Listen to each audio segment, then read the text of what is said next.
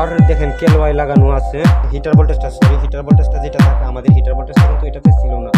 তো আমরা কি করছি, এখান থেকে ফ্লাইব্যাককে আমাদের 14 নম্বর তারের মতো পেঁচায়া এটা থেকে হিটার ভোল্টেজ বের করা হয়েছে। বের করে সরাসরি আমি একটা গ্রাউন্ডে আর একটা মাথা হিটারে লাগিয়ে নিছি। এভাবে আমি করছি ফ্লাইব্যাকের কাজটা।